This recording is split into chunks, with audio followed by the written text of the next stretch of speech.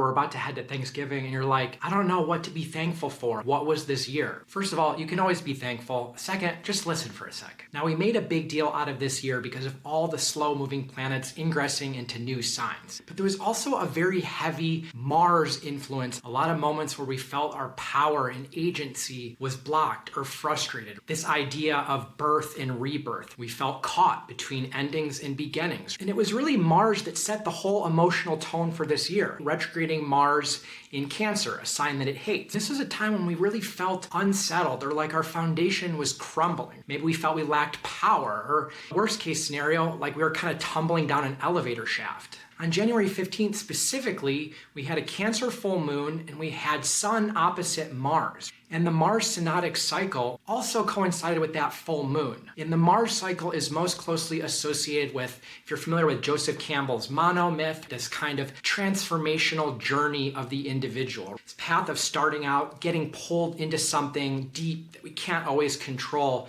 feeling like we're total, like rock bottom, shit sucks, but then rising out of it and returning stronger or more wise. Mythologically, that January 15th Sun opposite Mars was the rock bottom point. And yeah, the Mars cycle is always going on. It repeats every 2 years, but this one started in November of 2023. And that Mars Kamizi was in Scorpio at 25 degrees, which basically gave the Mars cycle that we're in this theme of transformation, shedding a skin, framing these past 2 years not necessarily as material accomplishment, but as deep kind of inner alchemy. It rhymes with the larger sign shifts of this year. Oh, we're in a liminal year, that kind of transformational space. All this is to say is that if you're looking at this year and you're like, what the heck did I even do? It wasn't about that. It was about something deeper, something inner. It's no coincidence that that major new moon that we had in Scorpio, that was also right around 25 degrees Scorpio. So if January was the rock bottom point, most of this year was just running around in that mud, thinking we're going nowhere, but actually building skills. And that new moon kind of being this final sort of purging,